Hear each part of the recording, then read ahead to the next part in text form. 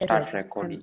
I have started recording. I've Hello, just read the message. Yes, ma'am, yes, can sir. you I've hear me? started the recording. Yeah. So, invariance of the electromagnetic field in this topic, I will tell you what are those quantities which are invariant and what are those quantities which vary with the change of reference of frames.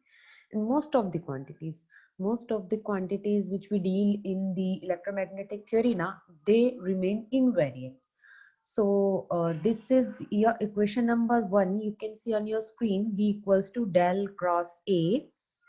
We have studied too many times this equation now. So this is in this the A. What is A? A is the vector potential.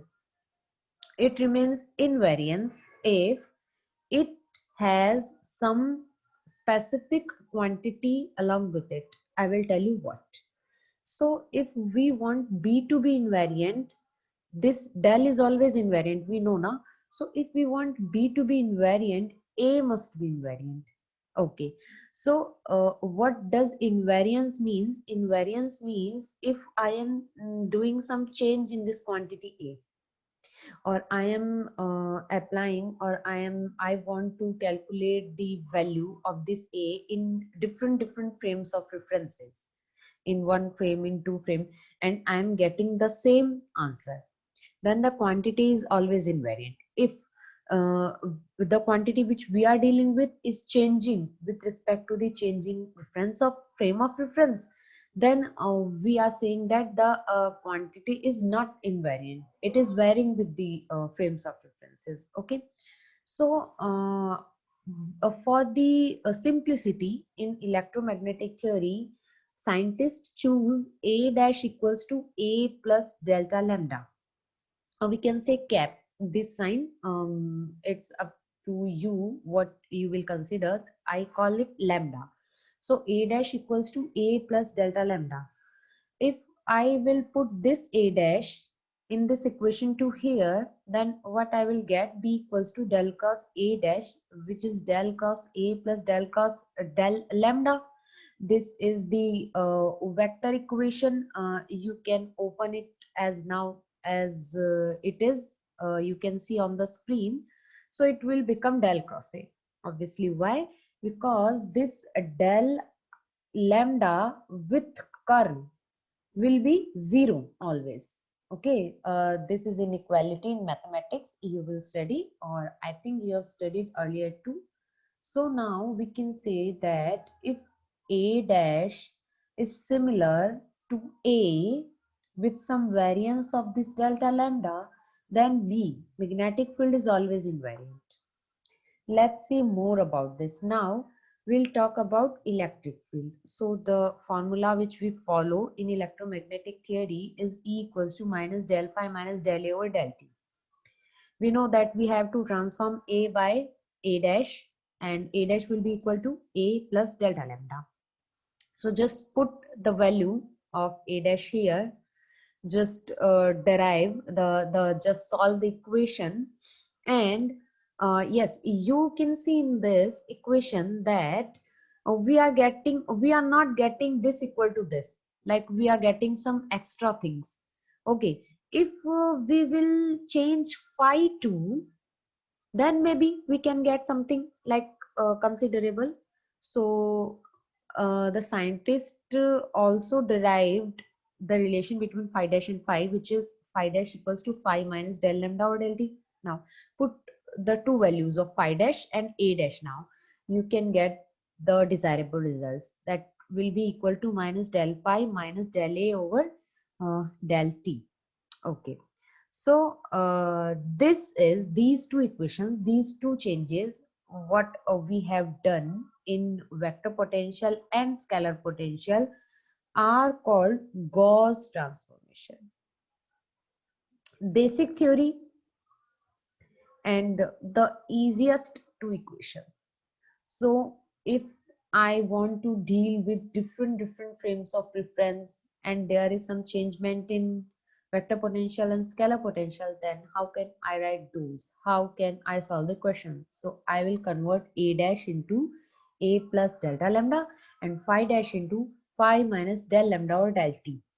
So what will it result? It will result in the invariance of the fields. We have seen that magnetic field and electric fields remain invariant under these transformations, these two transformations, equation 10 and 11. So these specific transformations are called Gauss transformation, two very important equations in EMT, because many questions are coming based on these equations. I will make you see what are those questions and how to solve them. Gauss transformation for different four Maxwell's equations we can also apply. So what are the Maxwell's equation in vacuum? We have studied in the last lecture. You can see equation 12, 13 and 14.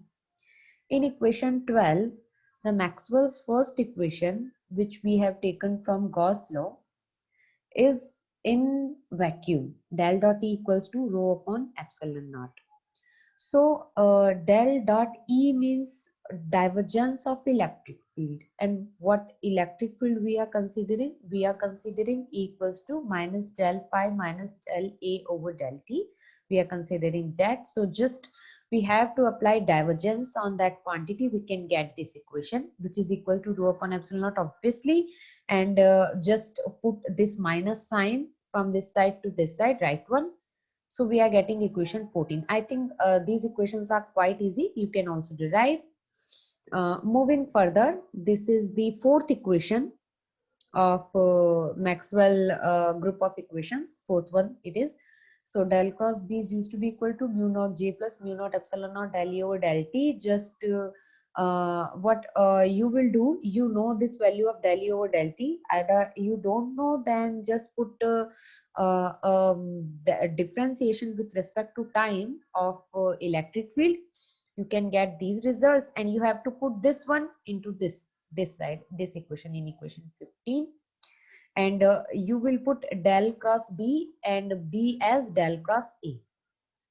Then it will become equation 17. Put all these value and you can get this one, equation 19.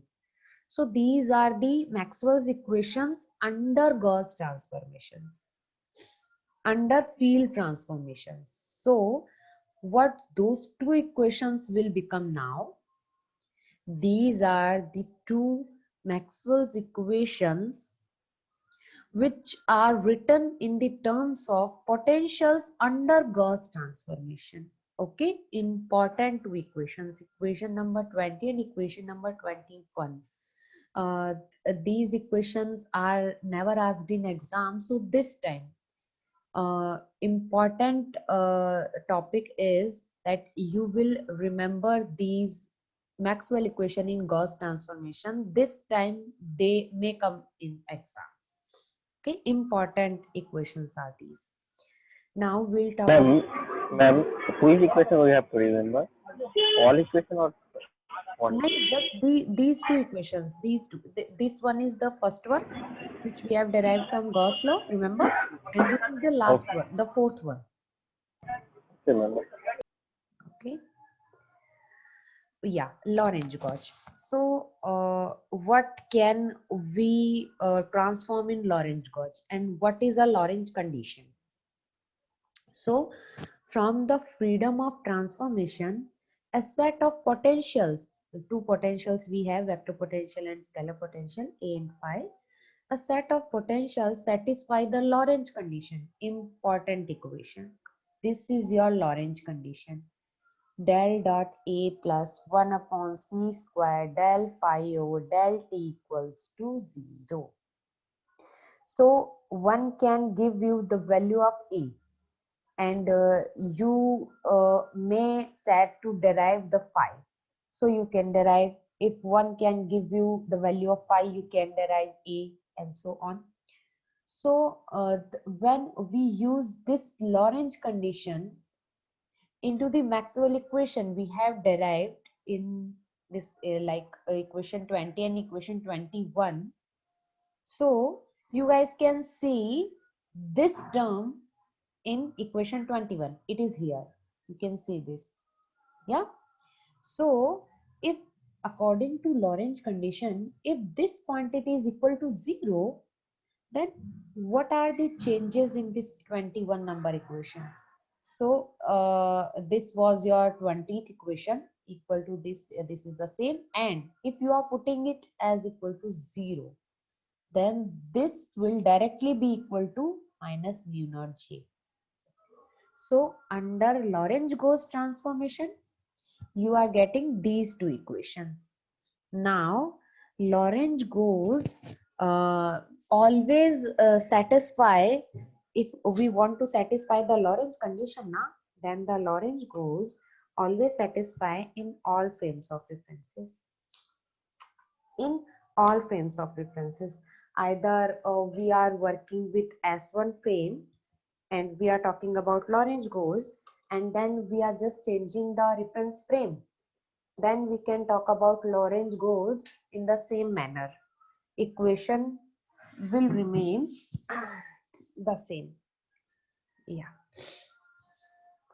So according to Lorentz-Gauss, now A will be equal to A plus delta lambda, phi will be equal to phi minus del lambda or del t, and del dot A minus 1 over C square del phi or del t, it was now Lorentz condition will become this equal to 0. Now, if we apply Gauss transformation on Lorentz condition, then this equation is called Lorentz-Gauss equation. This equation is called Lorentz-Gauss equation. Okay, again, Coulomb-Gauss, the second type of transformation. The first one is Lorentz-Gauss, second one is Coulomb-Gauss. So the Coulomb-Gauss condition is del dot A equal to 0. The simple one. So again, let's go behind. Let's see equation number 20. It was here. So the del dot A is here. Now, according to Coulomb-Gauss, this quantity must be equal to 0. So if it is 0, then del 2 phi will directly be equal to minus rho over epsilon naught. Na? So when we will apply this Coulomb-Gauss, then we will get this type of result. What is this? You can see this is a Poisson equation. We have studied about it in our electrostate part. So del 2 phi equal to minus rho over epsilon naught, and the Poisson equation can also be written as this one. So if here is flux, we have talked about flux here, or we have talked about potential here in Poisson equation, then the potential can also be written like this. Okay, this equation is from the book of J.D. Jackson, Electrodynamics book. The writer is J.D. Jackson. So this is well-known solution of this equation. Okay. So just Coulomb-Gauss we will apply on equation 20 and 21. Remember, in equation 20 we have already applied. In equation 21 we will apply, and we can get some results. So yes, all these things are not of those important. You can skip this slide too, and this one too. Yeah. For the continuity equation, this is your continuity equation. Del dot J plus del rho over del T equals to 0. You know, this is the continuity equation. So for this continuity equation, if we want to apply the term of solution of phi, and we want to conclude the results, then we can also conclude the result. The conclusion is the Coulomb-Gauss is also applied on continuity equation. Okay, the simple conclusion. So yes, what is your Coulomb-Gauss? If the Coulomb or transverse Gauss is often used when no source are present. No source are present, that means that potential is 0. Phi is 0. If phi is 0, then E will be equal to minus del A over del T, and B will be equal to del cross A. So the electric and magnetic field in Coulomb-Gauss will be this one, equation number 50 and 51.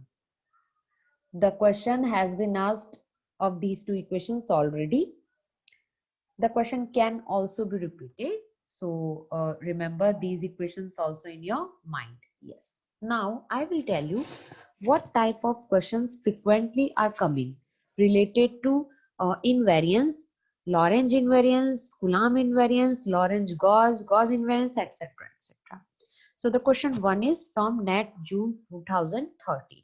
Which of the following quantities is Lorentz invariant? Okay, so have you studied one equation like E square minus B square equals to C square? I don't know you have studied or not. In the special theory of relativity, we study this equation. We talk about this equation. E square minus B square equal to C square. The equation is standard equation in special theory of relativity given by Einstein. Yeah. So this is, let's suppose this is in S1 frame. We are talking about S1 frame, and this is the equation. This equation is true in S1 frame. I want to study this equation in S2 frame. Then what I will do? This electric field I will apply the same, magnetic field I will apply the same, just the velocity I want to change. Then this C square I will change like partially, C dash square. Okay, C dash square. So you know that velocity of light is invariant under all the frames of references. It is always invariant. It is the universal constant. Okay, we know this thing. So C dash square will always be equal to C square. So we can say E square minus B square, this whole quantity is invariant. So I will just apply the theory of our STR, special theory of relativity, here too. So this option B will be always correct. E square minus B square, this quantity will always be invariant. Either it is Lorentz invariant, either it is Coulomb invariant, either it is Gauss transformation. This quantity will always be invariant. Okay. So this was an easy question. Second one, if the electric and magnetic fields are unchanged, when the vector potential A changes, just read the question carefully. Electric and magnetic fields are unchanged, but A is changing. According to A equals to A plus R. Okay. What is R here? R is the R equals to RT R cap. Then the scalar potential must simultaneously change too. Okay. So we have studied Gauss transformation. Now in Gauss transformation, we change A by A minus R. You can see the answer, A by A minus R and phi by phi plus del R over del T. So this question is saying that A is changing according to A plus R. What we can conclude? We can conclude that they are using R as minus R. We can conclude now. Look at these two equations, this one and this one. What is the difference?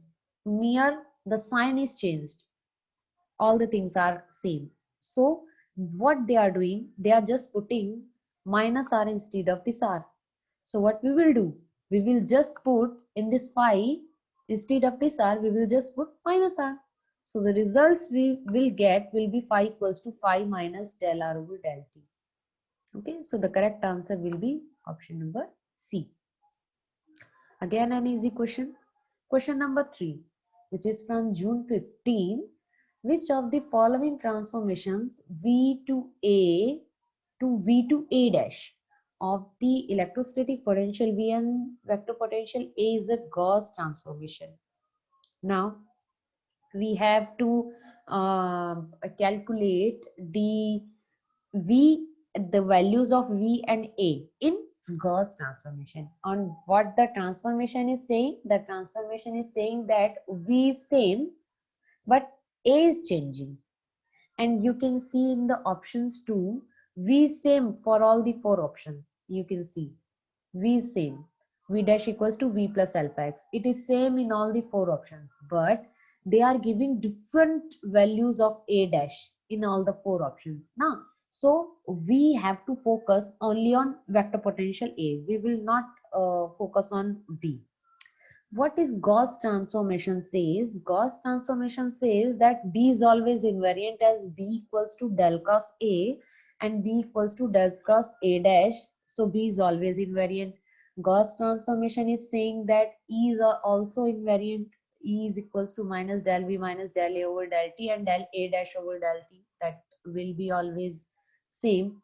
So if V equals to V plus AX, our Gauss transformation is what?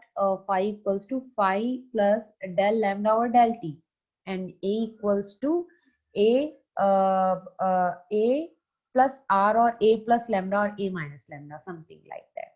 So if it is plus, if V is plus, then always remember vector potential will be minus.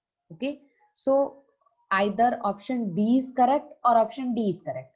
A and C we can discard from here. Okay, this is the trick we can follow. Always it is not true, but for these types of questions we can follow the tricks. Otherwise we have to just always remember all those equations of Gauss transformation, Lorentz transformation and Coulomb transformation in their original ways. But what I am saying is, if they are giving V plus sign and something, then we can conclude A, there must be a minus sign. Okay, so A minus ATK or A minus ATI cap, either B either D, in between these two there will be a correct answer.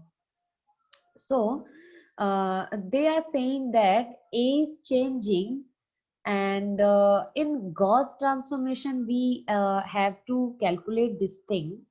So do you guys know that in which the direction we apply of electric field, na, the same direction we apply on vector potential and on scalar potential, because we write E equals to minus del V minus del E over del T. So if E is in X direction, then V and A both will be in X direction. Okay. So if V, you can see V is changing only in X direction. V dash equals to V plus alpha X, only in X direction. So this is Z direction now. This will not be the right answer. I cap means in X direction. So A is also changing in X direction, and hence we can conclude option D is the right one. So these are some different types of approaches how we can solve the questions. Okay, now let's make a review. Let's talk about Maxwell's equations. So the law is Gauss law for electrostate or electric field, and the first Maxwell equation was we using was from this law, and the physical meaning was how Q produces electric field. Okay, second was Gauss law for magnetic field, which is this one, and the physical meaning. Third law was Faraday's law, mathematical statement and the physical meaning. And the fourth one was Ampere Maxwell's law, and this is the mathematical statement and the physical meaning. So these four laws help us to derive Maxwell's equations. Let's study something new about Maxwell's equations, which is ambiguity in Ampere's law. So in this circuit, you can see a battery of voltage epsilon is attached with a resistance and a capacitor. This is the direction of generating magnetic field. These loops are showing B, and the current is moving from here to here. So basically we are applying magnetic field in RC circuit. This is our Ampere's law, close integral C B dot dr equals to mu naught I. Okay, let's make an Amperian loop. This is what we always do whether dealing with Ampere's law. So these are some loops: loop 1, loop 2, loop 3 and loop 4, the conventional Amperian loops. So in these loops, current flows to these surfaces 1, 2 and 4, but not to 3. but not to this surface, the purple one, not to this surface. What is this? This situation is ambiguity. How can we explain this? Here Ampere's law fails, because this is the point where we talk about non-steady currents. So Maxwell did some modification. We have studied the same topic in previous lecture also, but in a different manner. So what we call this situation, I am telling you, this situation is called ambiguity. Maxwell did the modification, and what he did, he introduced displacement current. Okay, and he modified this Ampere's law, and he wrote this equation in this manner. Okay, where epsilon naught d phi over dt is displacement current. These are the Maxwell's equations in vacuum, the 4 Maxwell's equations you have to keep in mind always in vacuum. Let's talk about electromagnetic waves. What Faraday's law is saying, changing magnetic field gives electric field, and what Ampere-Maxwell's law is saying, changing electric field gives magnetic field. And when we have both changing electric field and magnetic field, then we are dealing with electromagnetic waves. First of all, plane electromagnetic waves. What is plane electromagnetic waves? The original wave, the same wave in which E is perpendicular to B is perpendicular to K. What is K? That is direction of propagation. So basically, according to right hand rule, K will be always parallel to E cross B, the value of E cross B. Okay. So this is your typical electromagnetic wave. I have told you in the previous lecture also what is happening here. E is perpendicular to B, and both the vectors are perpendicular to the propagation of the direction of wave propagation. Yeah, these are the wave equations. Now, for plane wave, ext equals to Eyxt j cap. We are considering electric field in the y direction, which will be equal to Ep sine kx minus omega t, the simple form of the equation, and the simple form of magnetic field equation too. Both E and B field lines are straight lines, so their flux over any closed surface vanish identically. Yes, we know fluxes will vanish each other. Electric field flux will vanish the magnetic field flux and vice versa. So Gauss law will satisfy. So yes, in electromagnetic waves, Gauss law is always satisfied at every point. What about Faraday's law? This is your Faraday's law. So in this law, this is the same picture we have studied about many times. So this is any conventional loop we have put in the electric field changing magnetic field. This upside arrows are presenting inward direction, the downside arrows are presenting outward direction, and the direction of change of electric field is this one. This is the we can say thickness dx. So for loop at x of height h and width dx, the closed integral E dot dl dr will be this one. Okay, E is used to be in y direction for electromagnetic wave. So just we are expanding it and writing it in a simpler way. Point by point, I am showing you the results, and hence we can conclude that Faraday's law is, what the Faraday's law is, del E over del X equals to minus del V over del T. We can say that if E is in Y direction, then this B must be in Z direction. Okay, so from these results, this one and this one, we can conclude del cross E is always equal to minus del B over del T. So this is what from Faraday's law we can conclude for electromagnetic waves. Okay. Yes, you can see in this slide. this is becoming in this form. So yes, Faraday's law is also satisfied. The third one is Ampere-Maxwell's law. In the same manner, we can see that the Ampere-Maxwell's law also will be satisfied for electromagnetic waves. The same procedure we have to follow.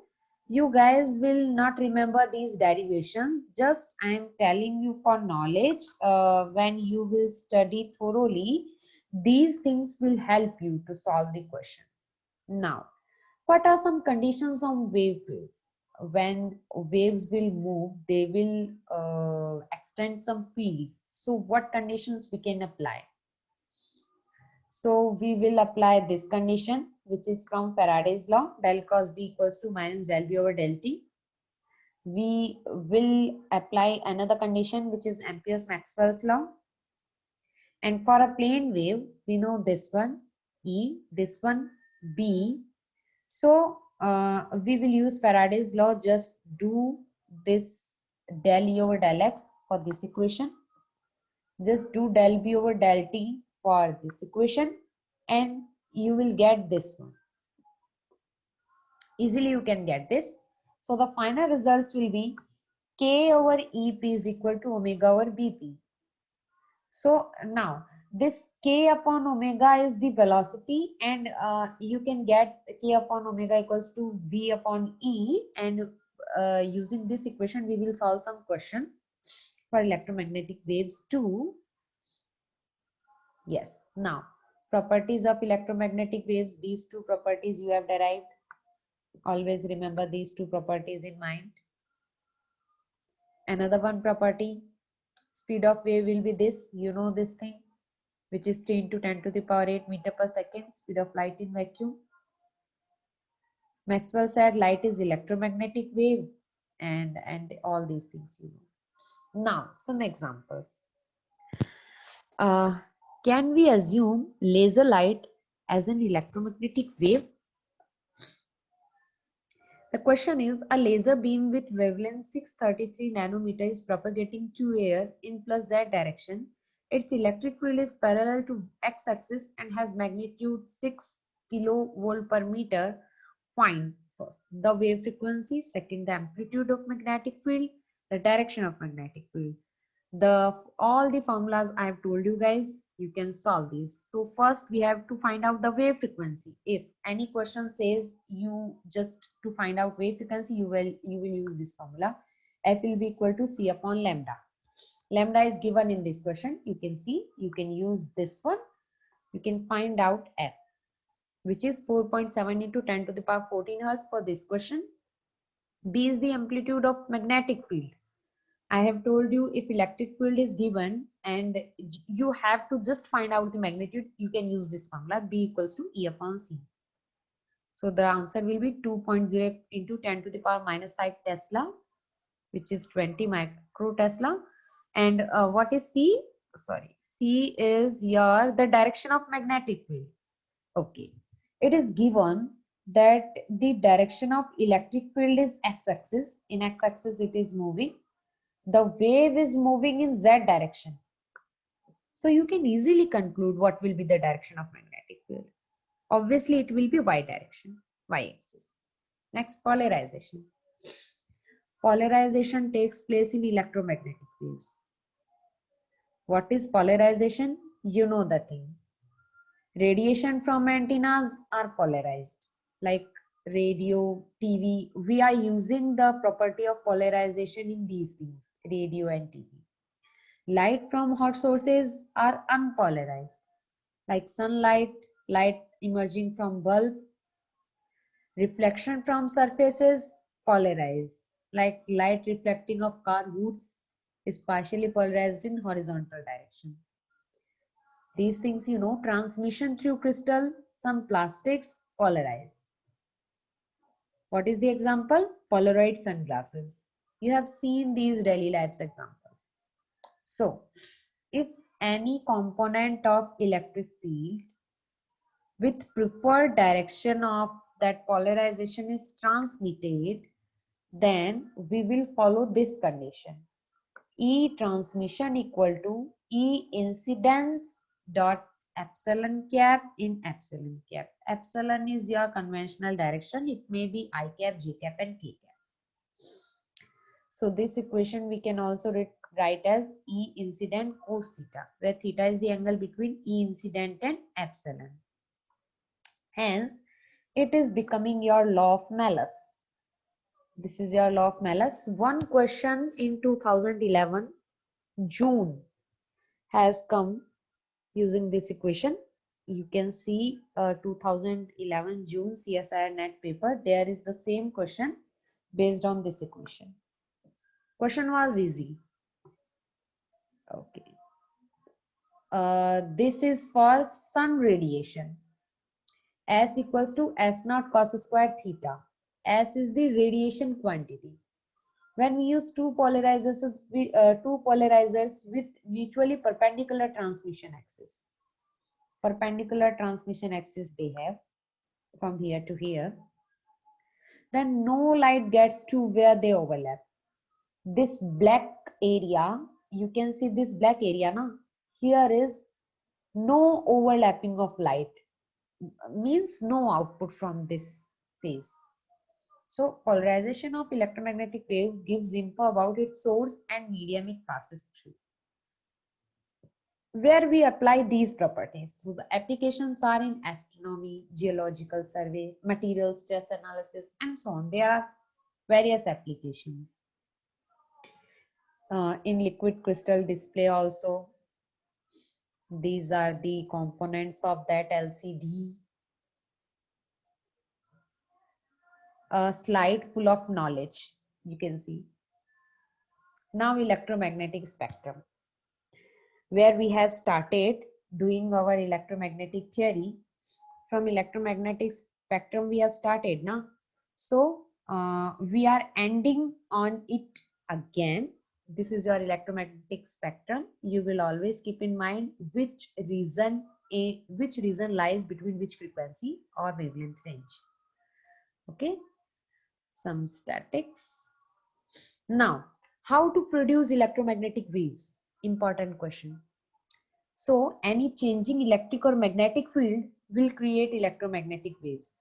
First. Second, any accelerated charge produces radiation, which is also electromagnetic waves.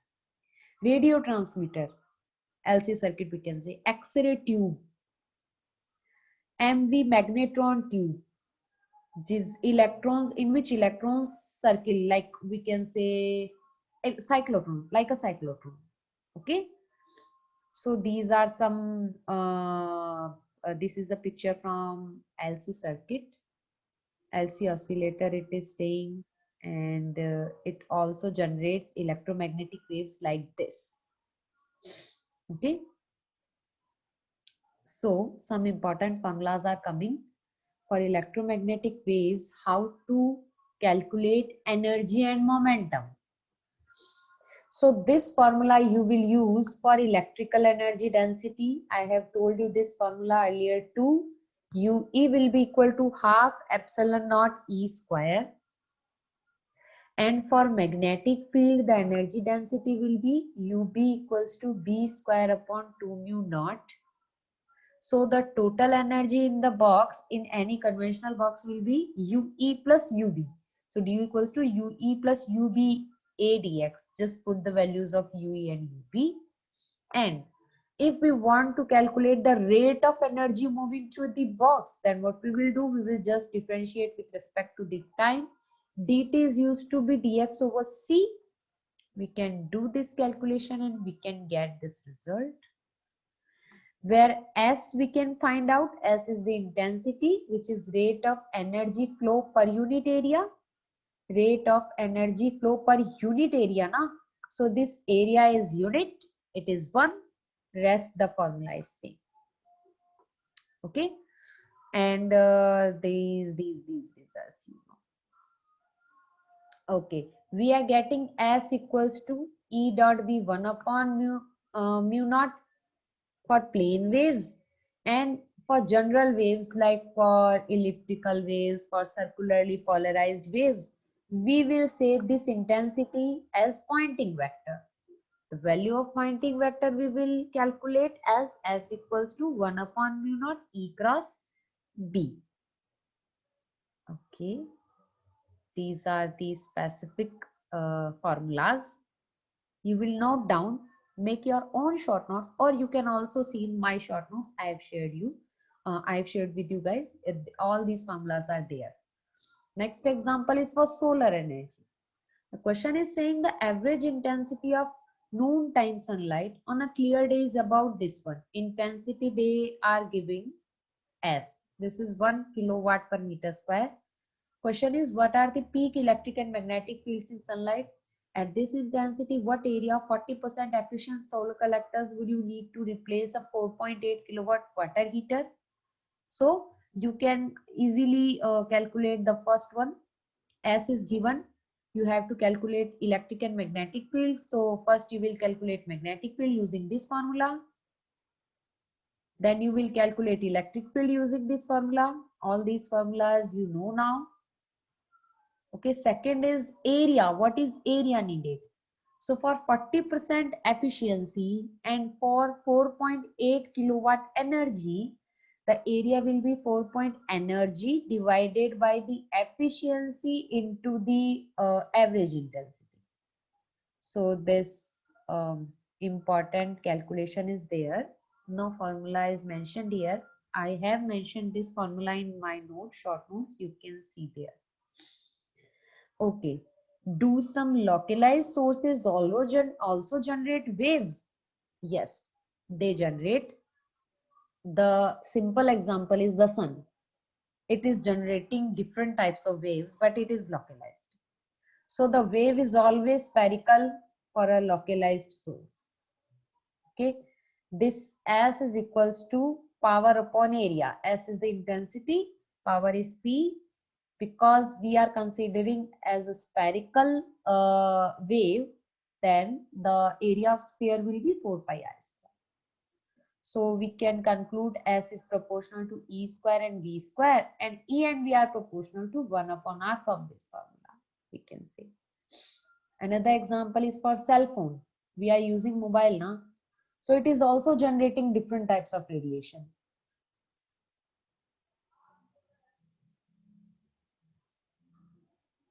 Hello. Yes, ma'am. I'm audible. I Hello, don't ma'am. know what is this happening.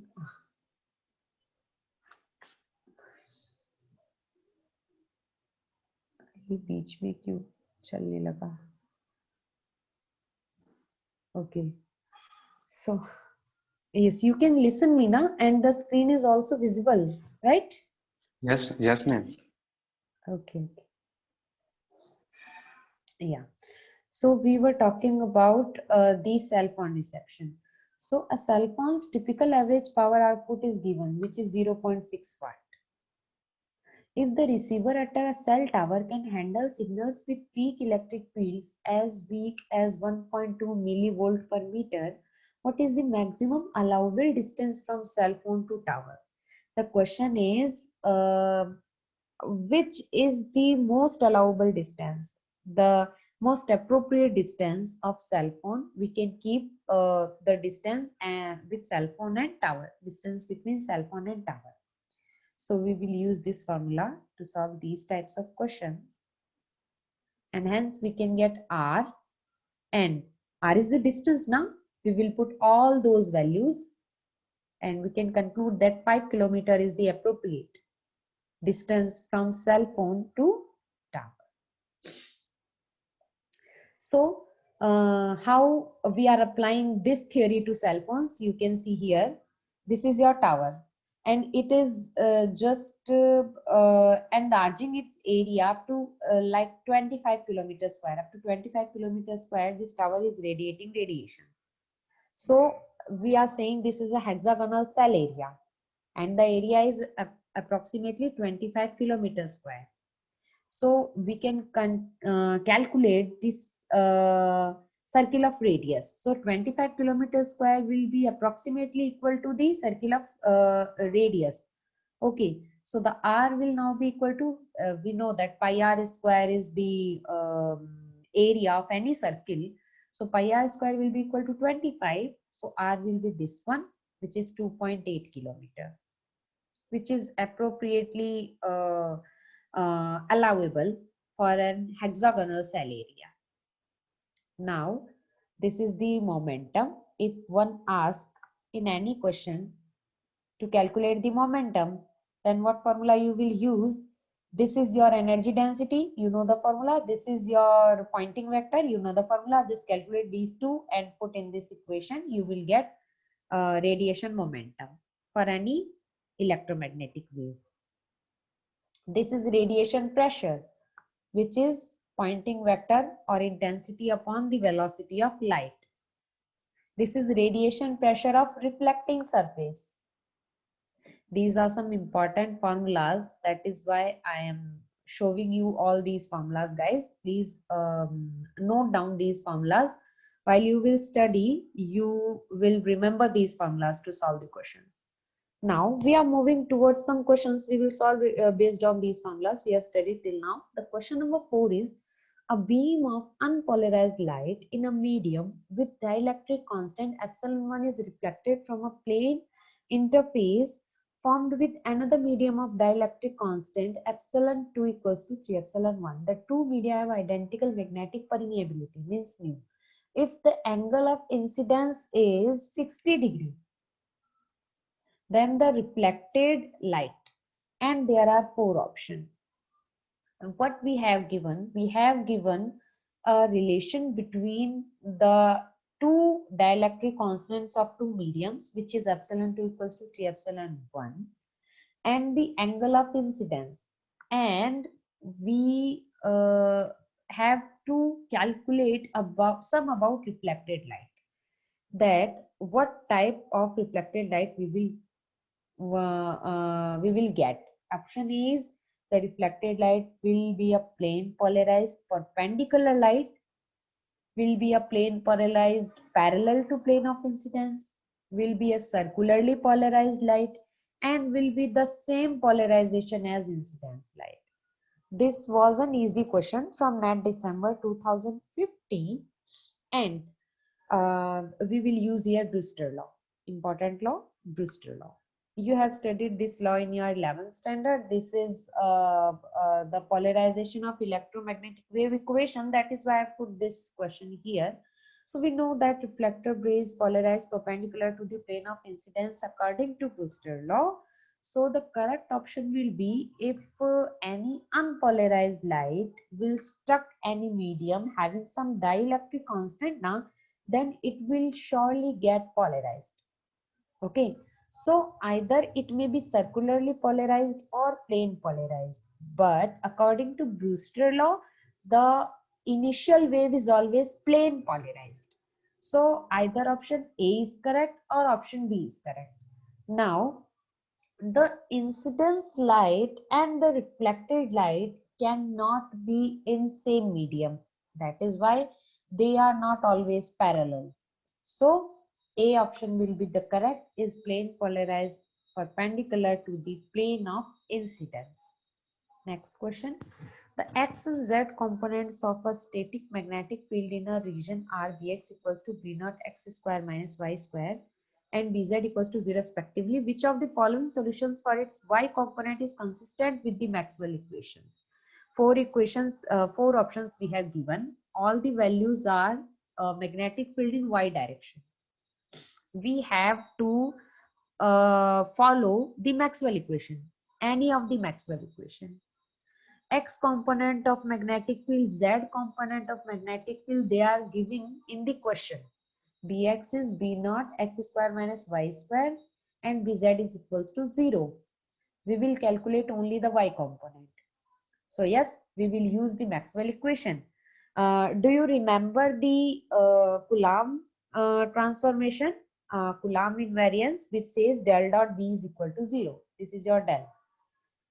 We know that del dot B is equal to 0, and the second Maxwell equation is also saying the same, del dot B equals to 0. So just put this del, just put all the three components of B, equal to 0 we will apply, and we can easily get, by integrating, we can easily get this value of by, which is by equals to minus 2b naught xy.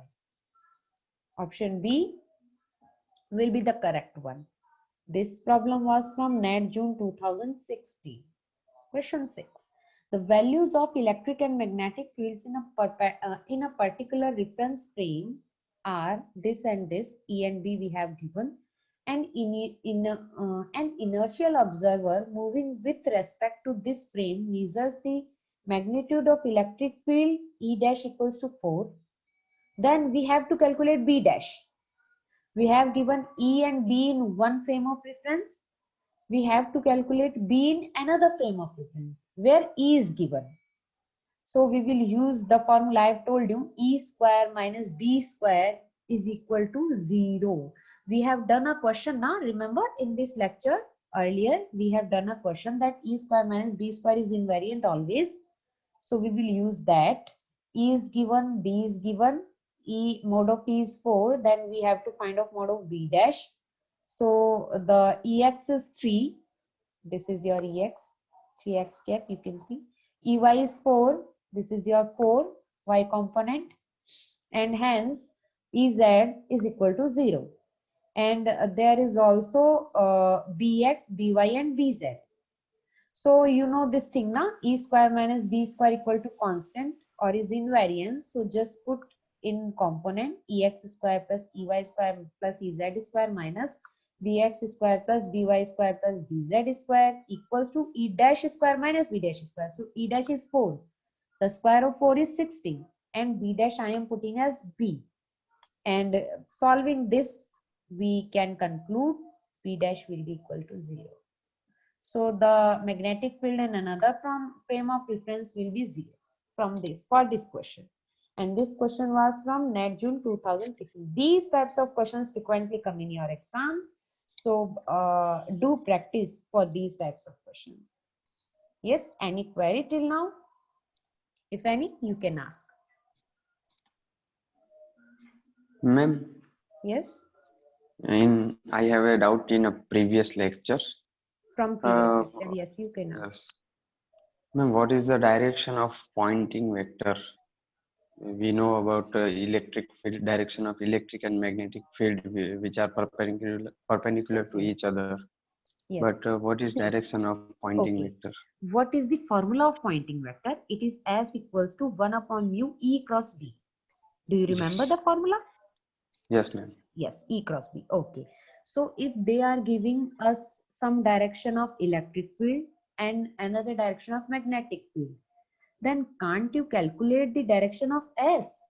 Just do E cross B now. You will get the direction of pointing vector. There will not be any specific direction. For different types of systems, E may be in different direction, B may be in different direction. Electric field and magnetic field may be in different directions now for different types of systems. So S will also vary with those E and B. Okay. Ma'am, if we take E and B as perpendicular, so pointing vector is direction of propagation of wave, is the same direction, or No, the actually pointing pointing vector, please don't confuse. Pointing vector is not as same as the propagation direction. No, it may be different. It may be same, but it may be different also. It is not the direction of propagation. It will not always it will not be always perpendicular to E and B. Okay. Okay. Anything else? No, ma'am. Okay. Listen guys, the syllabus is completed till this lecture, but one important topic is left, that is transmission line. Cutoff frequency, cutoff wavelength, and from rectangular waveguides some questions are coming, so we will discuss those questions in next lecture. But importantly, we have not done any question of method of images till now. Do you remember? We have just done theory part. We have Yes, not ma'am. done the questions. So I will tell you in next lecture how to solve the problems of method of image. Okay, so next lecture will be quite important in the from the view of your exams. So Ma'am, ma'am, radiation part is complete. Meaning from this thing, radiation part will become, right? sorry, I can't hear you properly. Okay, what you said in radiation part, what formula you said, this is enough for examination.